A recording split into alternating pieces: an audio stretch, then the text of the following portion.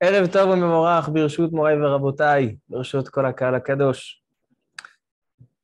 On étudie ce soir, Bezrat Hashem, on va essayer de rassocier trois choses. Trois choses. Tout d'abord, Parashat Hashavua, Parashat Mas'eh, c'est une simcha de terminer un chumash. On termine le chumash Bamidbar, on fait Siyum ce soir. Deuxièmement, on va parler des 3 semaines, Ben Hametzarim. Et troisièmement, on parlera de Rosh Chodesh Av. On est ce soir le Rosh Chodesh Av. C'est la Iloula de Aaron HaKohen. Donc, Be'ezrat Hashem, on va essayer de rattacher les 3 choses. La Parasha, Ben Hametzarim et Aaron HaKohen. Mais déjà, pour rattacher la Parasha, il faut rattacher les sujets de la Parasha. Dès qu'on rattachera tous les sujets de la Parasha, on pourra tout assembler et comprendre B'siyata d'Ishmael. Qu'est-ce qu'on a dans notre Parasha? Notre Parasha, on a du 33e chapitre de Chumash Bamidbar jusqu'au 36e chapitre. Donc, c'est la fin de Chumash Bamidbar. En fait, c'est la fin de la Torah. La Torah se termine là. Parce que le Chumash Devarim, qu'on va entamer la semaine prochaine, il est considéré répétition, Mishneh Torah. En fait, la Torah se termine là. C'est là que Moshe Rabbeinu termine toutes les mitzvot à enseigner au Klal Israël. On termine les 40 ans dans le désert. Et la suite, c'est quoi? C'est la suite qui est prise par Yoshua Benoun pour rentrer en Eretz Israël. C'est le début du Nach, des Nevi'im, Yoshua, Sefer Yoshua. Mais la Torah, elle se termine là. Alors, dans notre paracha, on a la Torah récapitule, de Perek Lamed Gimel, on récapitule tous les Masaot, tous les déplacements de Ham Israël dans le désert. 42 déplacements en 40 ans. Ensuite, le Perek Lamed Dalet, la Torah nous donne les frontières d'Eretz Israël. Quelles sont les frontières d'Eretz Israël dans les 4 coins?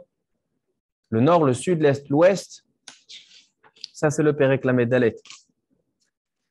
Le Perek Lamed He, 4e chapitre, le 3e chapitre de la Parasha, Aliyat Hamishi, va nous parler de l'installation des Lévi'im. Les Lévi'im, vous savez, ils n'ont pas de part en Eretz Israël. Ils n'ont pas de terre. C'est des donations, ils vont recevoir des dons de terre, des migrashim, des terrains pour pouvoir habiter. Chaque tribu va devoir donner pour les Lévi'im. Pourquoi? Parce que les Lévi'im, ils travaillent pour nous au Beth Amikdash. Donc on doit payer le travail divin, subventionner ceux qui font notre travail à notre place, donc on leur donne des terres pour habiter. Mais en fait, ils n'ont pas de terre en soi. Et les Lévi'im, ils vont recevoir 42 villes. 42 villes vont être offertes aux Lévi'im. Ce qui va tout à l'heure s'assembler avec les 42 déplacements d'Am Israël dans le désert. Et ces villes-là s'appellent aussi les Arei Miklat. C'est quoi Arei Miklat? Ville de refuge. Lorsqu'un homme va être accusé de meurtre, s'il a tué Bémézid avec conscience, il a tué un homme, donc la Torah, elle dit que celui qui tue, il sera tué, mis à mort. Par contre, celui qui tue Béchogeg, celui qui tue sans avoir fait exprès, il est descendu d'une échelle, il est tombé sur quelqu'un, il a tué. Il a fait exprès? Non. Alors la Torah dit une halakha intéressante, qui doit se sauver dans les villes de refuge, dans les villes des Lévi'im. Il y en a 9. 9 Tisha Arei Miklat. 6, 3 en Ever HaYarden, 3 à l'intérieur, ils mettent 6 Arei Miklat pour se réfugier. Par contre, s'il ne se trouve pas dans les Arei Miklat, s'il n'est pas dans les villes de refuge, le Goël Adam, donc le proche de celui qui a été tué, va avoir le droit de l'abattre. Et donc, jusqu'à quand il doit rester dans la ville de refuge? Jusqu'à la mort du Kohen Gadol, Admot à Kohen Gadol. Une mitzvah, une halakha très, très étonnante, intrigante, qu'on va essayer de comprendre ce soir à travers les écrits du Admor de Gour, le Sfat Emet. Et la fin de la paracha, Perek Lamed Vav, la Torah nous parle de Benot Tzelophrad. On en a déjà parlé dans Parashat Pinchas, les Benot Tzelophrad. Des filles, les filles de Tzelophrad, ils n'avaient pas de frères. Donc, quand Tzelophrad est décédé, il n'y avait pas de garçon pour l'hériter. Et donc, la Torah a donné une halakha que quand il n'y a pas de garçon, alors c'est les filles qui héritent. Maintenant, ça c'est on a vu déjà par Parashat Pinchas. Mais maintenant, le phénomène, l'affaire Bnot Zelophrad revient à la surface. Pourquoi? Parce que viennent les enfants de Ménaché. Parce que les filles de Zelophrad, ils sont de la tribu de Ménaché, descendants de Yosef Hatzadik. Donc le chevet, la tribu de Yosef Hatzadik, de Ménaché, ils viennent, ils disent, mais maintenant, si vraiment les Benot Zelophrad vont hériter de leur père, alors maintenant, lorsque les filles de Zelophrad vont se marier avec un garçon de la tribu de Réhouven, un garçon de la tribu de Shimon, qu'est-ce qui va se passer? Les terres qui appartenaient à la tribu de Ménaché vont être détournées chez la tribu de Réhouven et Shimon. Donc, ils ont dit, en fait, vous êtes en train, par cette halakha, de diminuer la nachala de notre tribu. Qu'est-ce qu'il dit à Kadosh Baruch Hu? Il dit, donc je vais demander aux filles de Tzelophrad de se marier seulement avec des garçons de leur tribu. Comme ça reste dans la famille. Comme ça se termine la Torah. Et comme ça, on fait sioum. Alors, il faut trouver un point commun, un fil conducteur entre tous ces sujets, les déplacements, les frontières d'Eretz Israël, les villes des Lévi'im, les villes de refuge et les Benot Zelophrad. Rassembler tous ces sujets-là et rassembler à la période qu'on se trouve, la période de Ben Hametzarim. Ben Hametzarim, c'est les 3 semaines. Pourquoi ça s'appelle Ben Hametzarim? Dans la Megillat Echa, qu'on va lire, dans Hachem qu'on ne lira pas, mais qu'on est censé lire le soir on pourra l'étudier, Megillat Echa, en souvenir du deuil. Mais dans Megillat Echa, il est écrit Kol rodefeha isiguha ben hametzarim. Tous ceux qui ont poursuivi la Shrina, qui ont poursuivi le Bet Hamikdash, qui ont poursuivi Yerushalayim, isiguha, ils ont réussi enfin à la capturer, ben hametzarim. C'est-à-dire dans un endroit serré. Metzar, c'est un endroit étroit. Ben Hametzarim, c'est-à-dire ils l'ont attrapé dans un endroit comme si on a mis au coin du mur. C'est pour ça que cette période s'appelle Ben Hametzarim. Mais pourquoi? Pourquoi ce terme de Ben Hametzarim? C'est ce terme qui va être utilisé pour définir, pour nommer cette période entre le 17 Tammuz et le Tisha B'Av, le jeûne de Tisha B'Av. Ça, c'est ce qu'on va essayer de comprendre. Et enfin, Rosh Chodesh Av, la ptira de Aaron HaKohen.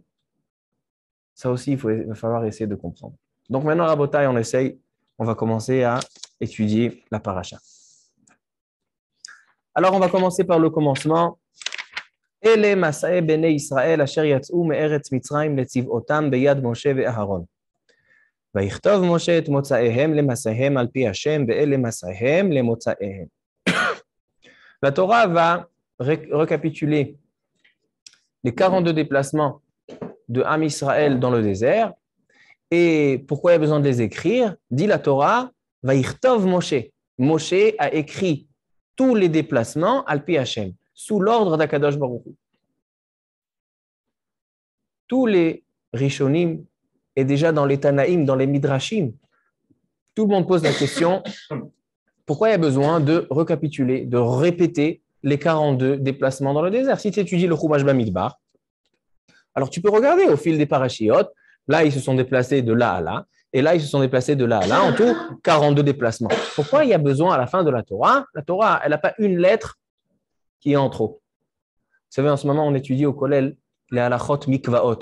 Halachot du mikvé, comment on construit un mikvé, comment on peut faire dans un ma'ayan, dans une source, etc.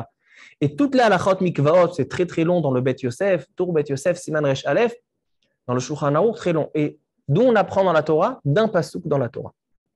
Toutes les halachot de mikvaot, on l'apprend d'un pasouk, le pasouk Ach ma'ayan ou bor mikve mai miyetahor.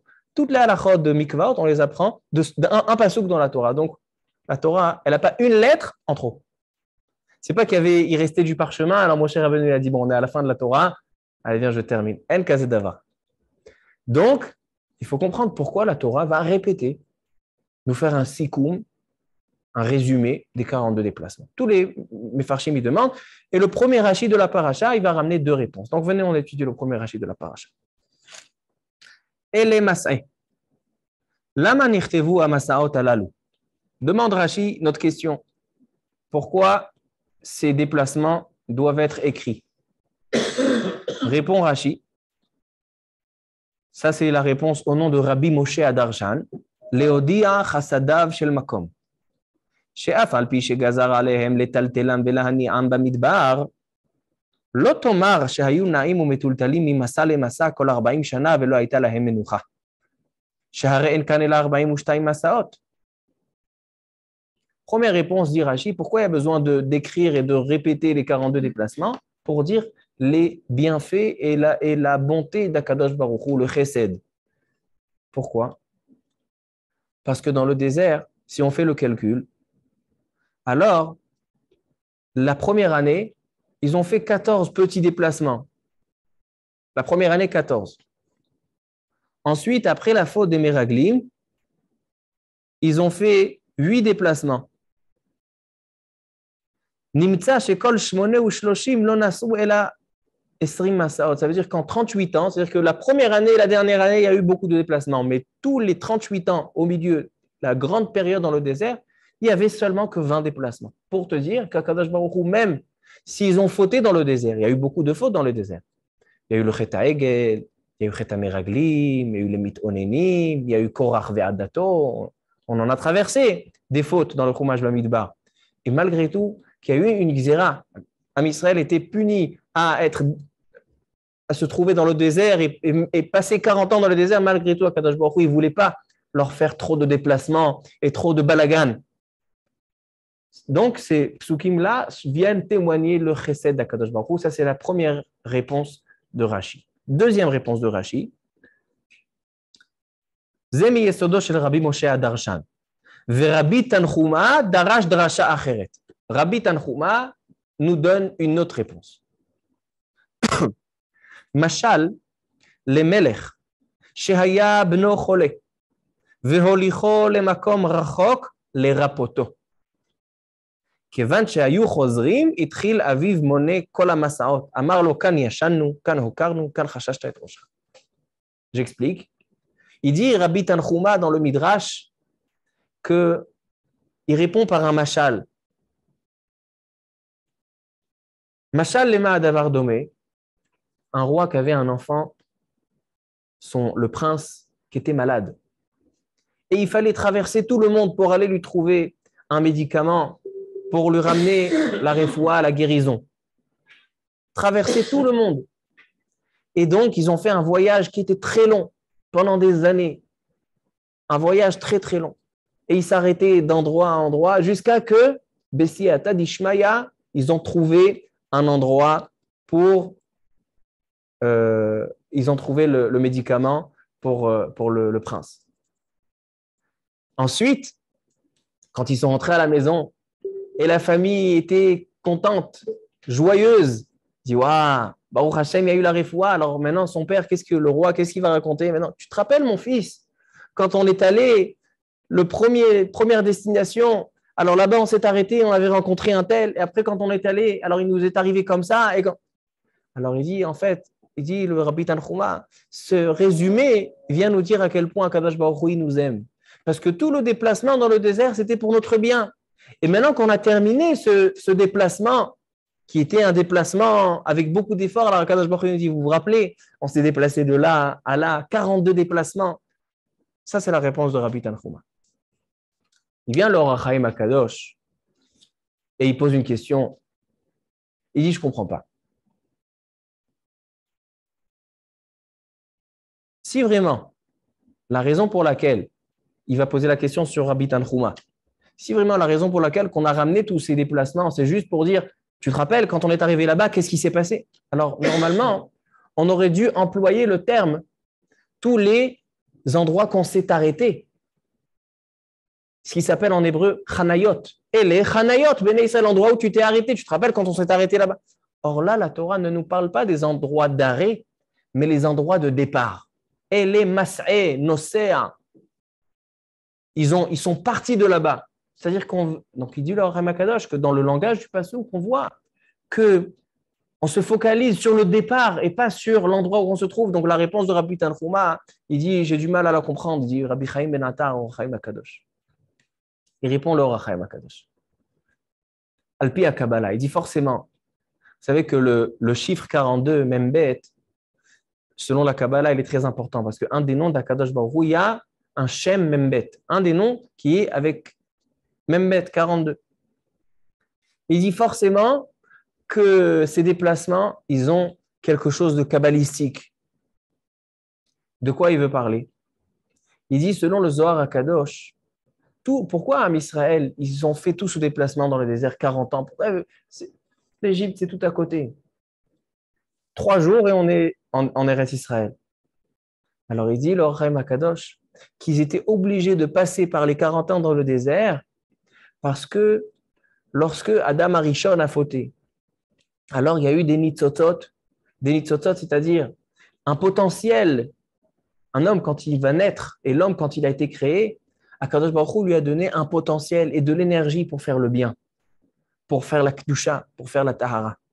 Et lorsqu'Adam Arishon a fauté, il y a eu énormément d'énergie, de nitzotzot à kedusha, qui se sont évadés et qui ont été pris par les forces du mal. Que les forces du mal puisent leur énergie de cette énergie-là, qu'à la base était destinée pour le bien.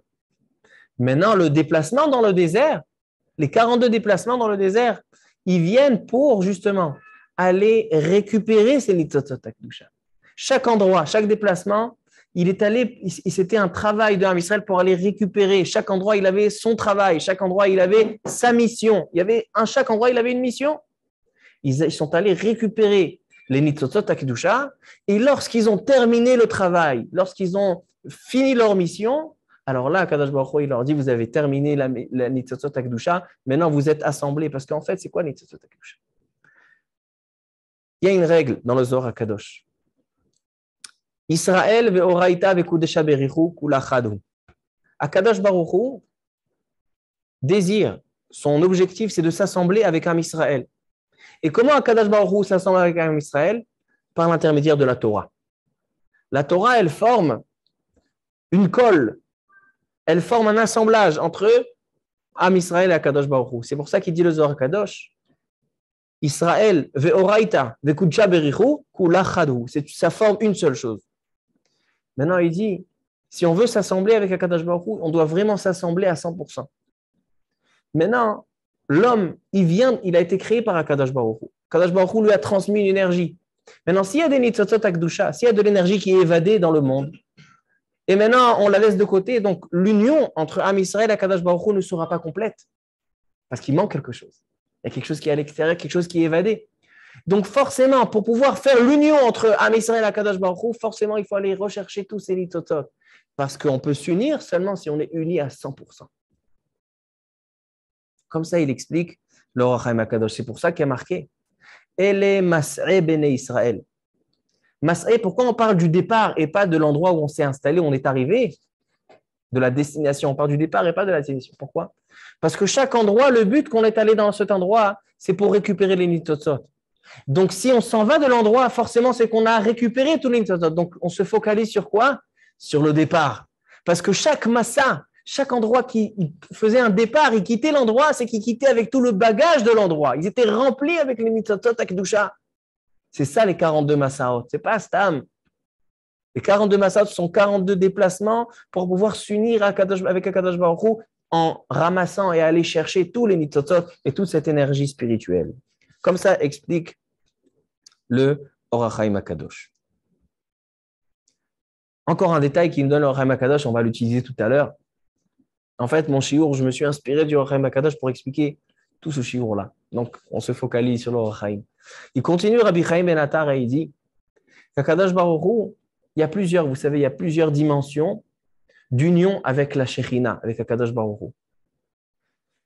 Une personne qui s'assoit chez lui à la maison et qui étudie la Torah. Il y a marqué Shekhinah Imo. Akadosh Baruch Hu, il y a une certaine présence d'Akadosh Baruch Hu avec cette personne.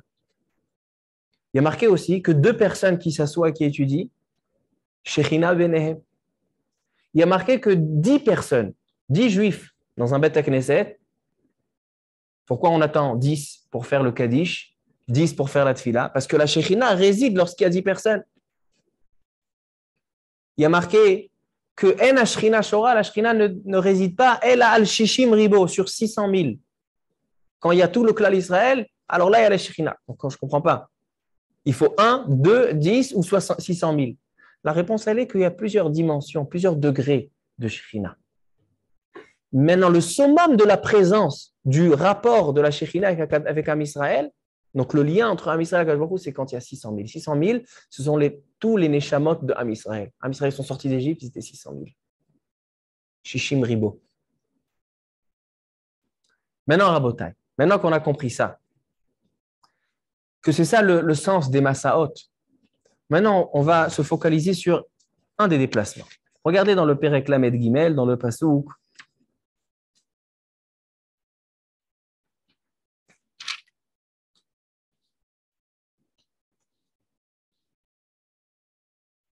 c'est à la fin des déplacements, donc vraiment le dernier, Pasouk même tête. Perek Lamed Gimel, Pasouk même tête. Vayachanu ala Yarden, mi bet haishimot, ad avel hashitim be'arvot Moav. Le dernier déplacement, c'était au bord du Yarden, parce que le Yarden, c'est l'entrée d'Eretz Israël. Donc, ils ont fait tous ces déplacements pour arriver finalement au Yarden. Maintenant, en Israël, ils sont nombreux. D'accord? Donc, il faut beaucoup de place pour les placer. Où ils étaient? Depuis Bet HaYeshimot, un endroit qui s'appelait Bet HaYeshimot, jusqu'à Avel Hashitim. Il vient le Kli Yakar et il dit, pourquoi la Torah nous dit ça? Encore les déplacements, j'ai compris. Mais là, nous expliquer quel était le lieu qui contenait le clan d'Israël. Ça n'y a pas besoin. Pourquoi il y a besoin de dire ils étaient de là à là? Il dit le Kli Yakar. Il dit un pirouche nifla. Il dit en fait dans la paracha, on parle de la disparition de Aaron à Cohen. Aujourd'hui, on est Rosh Chodesh Av. C'est la Iloula de Aaron à Cohen. Dans la paracha, on mentionne la ptira de Aaron à Cohen. Regardez dans le pasouk la Medchet. Vaya'al Aaron à Cohen el hor hahar al pi Hashem. Vayamot sham bishnat arbaim. Aaron est monté à Hor Hahar et a décédé là-bas. Bishnat arbaim, la 40e année, l'Etzet Bnei Israël, bachodesh hachamishi be'echad lachodesh. C'est quoi bachodesh hachamishi l'echad lachodesh? C'est quoi le 5e mois, le premier jour du mois? Nisan, Iyar, Sivan, Tammuz, Av. Le premier Av, donc ce soir, c'est la Iloula de Aaron HaKohen et c'est mentionné dans la paracha.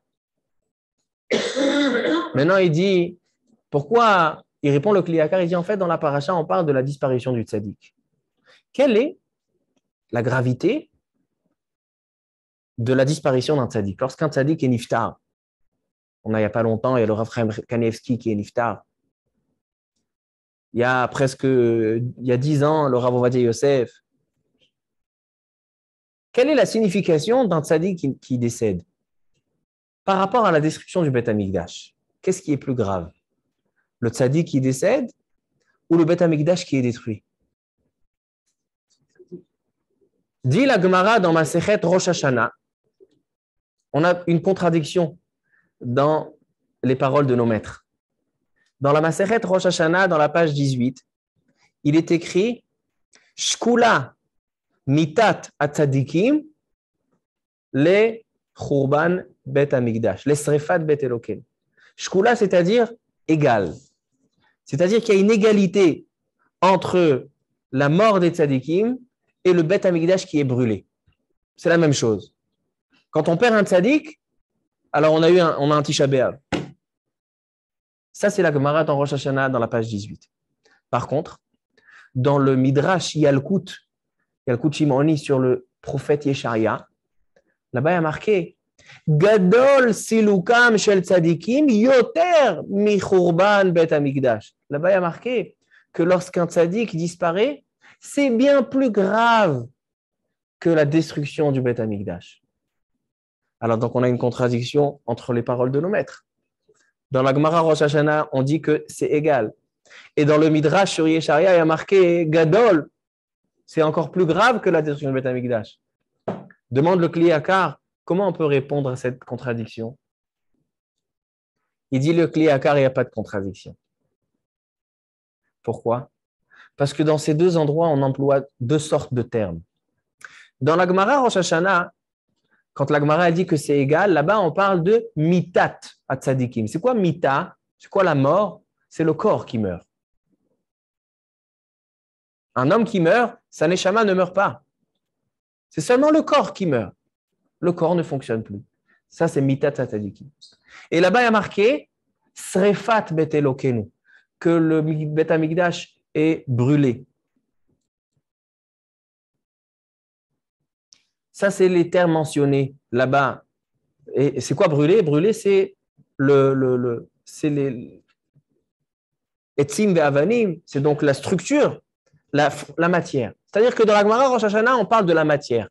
Que quand on a le corps du tzaddik qui arrête de fonctionner et le Bet Amikdash, que sa matière est brûlée, c'est égal. C'est la même chose. Par contre, le Midrash dans Yesharia, là-bas, on parle d'autre chose. On ne parle pas de mitat tzadikim, on parle de silukam chez le tzadikim. C'est quoi silukam? C'est la disparition du tzaddik. C'est lorsque même la neshama monte en haut, nous quitte.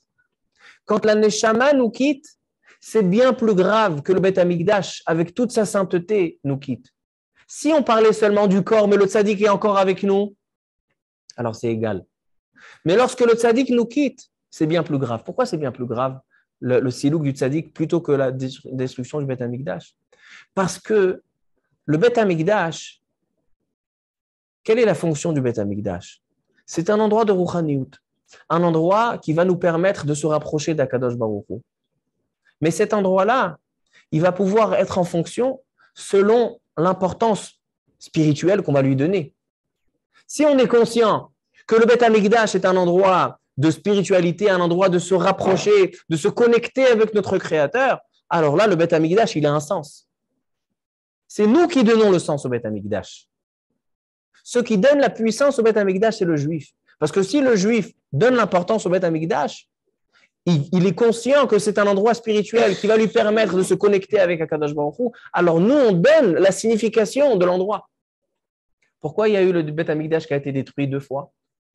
Parce qu'à cette époque-là, Am Israël ne donnait pas l'importance spirituelle au Bet Amikdash. Et quand le Bet Amikdash perd son aspect spirituel, il n'a plus lieu d'exister. Pourquoi il existe? Pour avoir une fonction spirituelle. Si la fonction spirituelle n'arrive pas à son objectif, alors le Bet Amikdash est détruit. Par contre, le tzaddik, ce n'est pas nous qui donnons le sens au tzaddik. C'est le tzaddik qui nous remplit de spiritualité.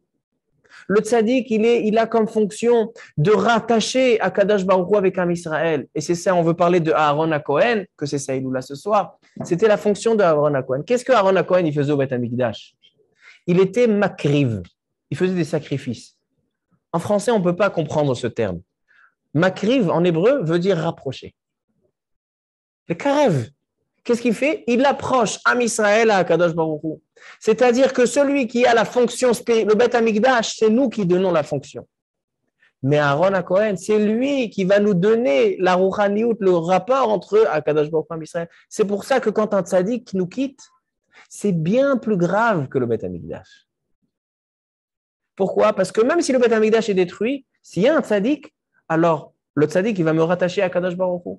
Mais s'il n'y a pas de tzaddik qui me rattache à Akadosh Baruch Hu, s'il n'y a pas Aaron HaKohen, le Bet Amikdash, qui va rattacher, alors donc le Bet Amikdash n'a plus lieu d'être. Comme ça, il explique le Kliyaka. Et maintenant, Rabotai, il dit, c'est ça ce que dit le Pasuk.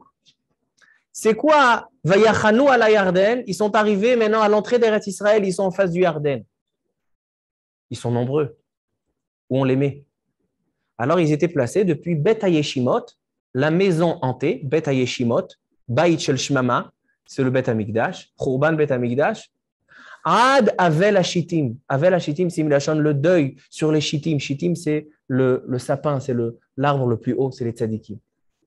C'est-à-dire que Am Israël, quand ils sont arrivés après le désert, ils étaient placés entre Bet HaYeshimot, entre le Bet Amikdash détruit et les tzadikim et la disparition de Aaron HaKohen. Et c'est ça ce qui les motivait, qui leur a donné la conscience de ce que c'est la traversée du désert pour entrer en Eretz Israël. C'est ça, mi Bet HaYeshimot, la maison hantée, la maison où il n'y a plus rien là-bas, et Avel HaShittim. Comme ça explique le Kliyaka. Maintenant, Rabotai. Maintenant qu'on a compris cette idée-là, venez, on essaie de rattacher tous les sujets de la paracha et après on le rattachera à Ben Hametzarim et Aaron HaKohen. Qu'est-ce qu'on a comme sujet dans la paracha?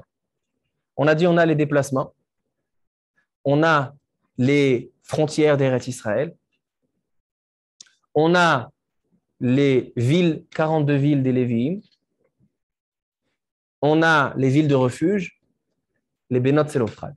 Comment on peut rattacher tous ces points-là? Si on observe, si on réfléchit ensemble, on peut voir qu'il y a un point commun entre toutes ces trois choses. C'est que dans toutes ces six choses, les six sujets nous parlent d'un lieu défini, d'une place de chacun. Par exemple, les Massaot, les déplacements, ils avaient, comme on a dit dans l'Orem HaKadosh, ils devaient aller dans cet endroit-là, ils allaient X temps pour aller récupérer X nitzotzot. Chaque endroit, il est défini. Chaque endroit, il a son travail. Pourquoi? Parce que chaque endroit contient en lui une possibilité, une énergie, un potentiel de spiritualité. Un homme là où il se trouve, un homme, il habite aux États-Unis et après il déménage en France. Après il déménage en Eretz Israël et après il va à Tel Aviv, après il va à Yerushalayim. Pourquoi Kadosh Baruch Hu, il lui fait tous ces déplacements? Il croit que c'est lui qui a décidé? Non. Akadosh Baruch Hu, il a une mission, il lui met une mission à ce juif dans chaque endroit. Aux États-Unis, tu as cette mission. Et après, en France, tu as une autre mission. Après, à Yerushalayim, tu as cette mission. Après, quand tu vas à Bnei Brak, tu as une autre mission. Ça, c'est ce qu'on voit dans les Massaot. Et c'est ça ce qu'on voit aussi dans les frontières d'Eretz Israël. Pourquoi les frontières d'Eretz Israël, ils sont très, très...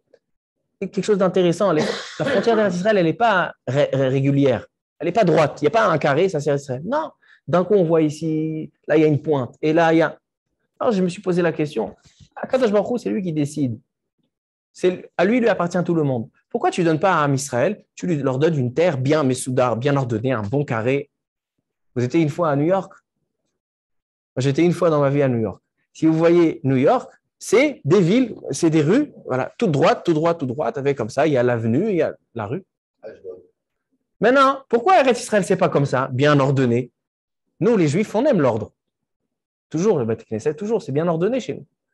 Alors pourquoi Kadosh Baruch Hu ne nous a pas donné une terre Eretz Israël bien? Non, des fois il y a une pointe et ici il y a une Retsoua qui sort. La réponse, elle est ce qu'on dit. Kadosh Baruch Hu nous donne la terre d'Eretz Israël pas pour qu'on joue au foot, pas pour qu'on construise des bâtiments qui soient réguliers. Kadosh Baruch Hu il nous donne des endroits où dans chaque endroit il y a un potentiel spirituel attiré de chaque endroit. Donc maintenant, c'est obligé d'être régulier. Dans cet endroit-là, tu dois faire ça. Donc, la frontière, elle ne peut pas être régulière. Chaque endroit, il a sa fonction. Alors ça, on a rattaché les Massaot, les déplacements aux frontières. Ensuite, qu'est-ce qu'on a? Les villes des Lévi'im. Les villes des Lévi'im, il y en a 42. Les 42, il dit le Kliyakar, ça correspond aux 42 déplacements. Quel est le point commun entre les 42 déplacements dans le désert et les 42 villes? Les Lévi'im, ils n'ont pas de territoire à eux. Ils sont en fait, ils hébergent, ils occupent des terres, des shvatim, des tribus. Donc en fait, qu'est-ce qu'ils se sentent? Ils ne se sentent pas à la maison. Ils se sentent gerim heitem be'eretz Mitzrayim. Ils se sentent comme des touristes. Ils ne sont pas à la maison. Il dit, ça correspond les 42 déplacements dans le désert. Dans le désert, les 42 déplacements, ils étaient censés être des endroits où on n'est pas installé. Pourquoi? Parce qu'on va chercher on va rechercher le potentiel des nitzotzot pour arriver en Eretz Israël. Mais il n'y a pas l'endroit, il ne nous appartient pas. Ce n'est pas là-bas qu'on va évoluer. On s'arrête juste pour récupérer le potentiel et les énergies spirituelles pour arriver en Eretz Israël. C'est pour ça, Rabotai, que lorsqu'un homme, maintenant j'arrive à rattacher à Rémiklat, les 42 villes des Lévi'im, ils servent aussi comme refuge pour celui qui a tué sans faire exprès. Celui qui a tué sans faire exprès, il doit être réfugié, il dit le Kliyakar. On doit l'enlever d'une autre ville. On va expliquer tout à l'heure pourquoi. Maintenant, si tu le prends, lui, il est de la tribu de Ménaché. Tu vas le mettre dans la tribu de Réhouven. Il va arriver chez Réhouven. Qu'est-ce qu'ils vont lui dire? Oh, t'es chez moi. Va de là. Lech mipo. Il va aller chez Lévi. Il va aller chez Issachar. Il va lui dire pars. C'est pour ça qu'on le met chez Lévi. avec les Lévim. Parce que les Lévim, eux-mêmes, ils ne sont pas à la maison. Donc, qu'est-ce qu'ils vont lui dire? T'es chez moi? Mais non, toi-même, tu n'es pas chez toi. Comme ça, il dit le Kliakar. Mais moi, j'ai envie de donner une profondeur à cette phrase qui dit le Kliakar. C'est qu'en fait, celui qui a tué sans faire exprès, c'est quoi sa gravité? Comment c'est possible que le Goël Adam, ça c'est une question que je me suis posée, que je n'avais pas de réponse. Quelqu'un qui a tué sans faire exprès, il n'a pas fait exprès le pauvre.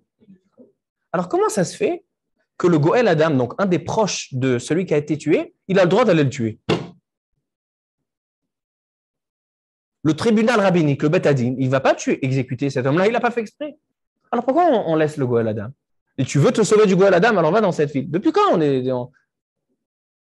on met celui qui n'a pas fait exprès, le pauvre, on le met dans un endroit fermé, en prison, et on l'attend jusqu'au Kohen Gadol. Quel rapport entre lui et le Kohen Gadol? Dès que le Kohen Gadol il meurt, alors tu es libre. C'est pour ça que la maman du Kohen Gadol, elle faisait des gâteaux à ce meurtrier sans faire exprès. Pourquoi? Pour pas qu'il prie que le Kohen Gadol meure, que son fils meure. Il attend. Il dit, moi, quand je suis libre, lorsque le Kohen meurt. Donc la maman, elle venait faire des gâteaux. Reste un petit peu, laisse-moi mon fils. C'est quoi la logique de cette mitzvah? Une mitzvah très, très étrange. La réponse, elle est Rabotai. Un homme qui a tué, même sans faire exprès, qu'est-ce qu'il a causé?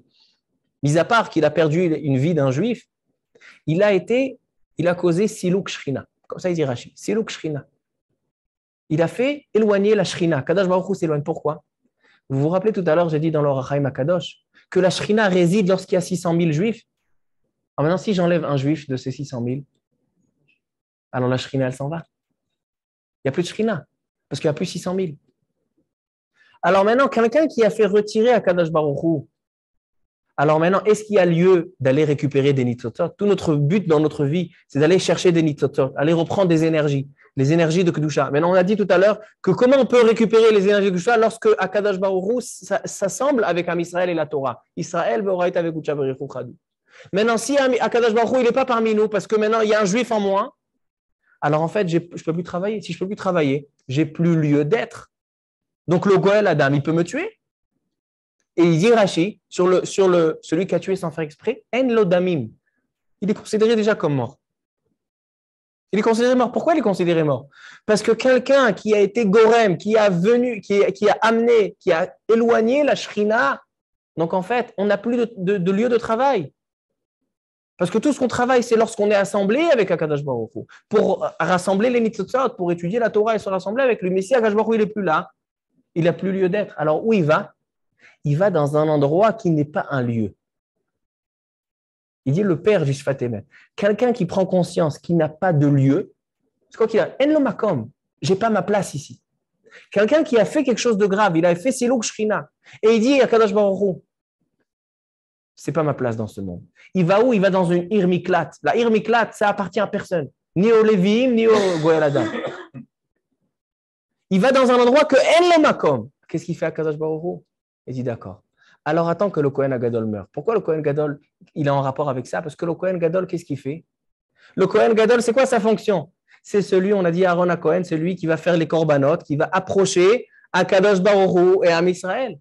Maintenant, lorsque le Kohen Gadol va terminer sa mission d'approcher à Israël, en fait, qu'est-ce qu'il a fait? Il a réparé, il a rectifié l'erreur qui a été faite, qui a été commise par celui qui a tué sans faire exprès. Parce que qu'est-ce qu'il a fait? En tuant sans faire exprès, il a éloigné à Kadosh Baruch Hu, parce qu'il y a plus 600 000.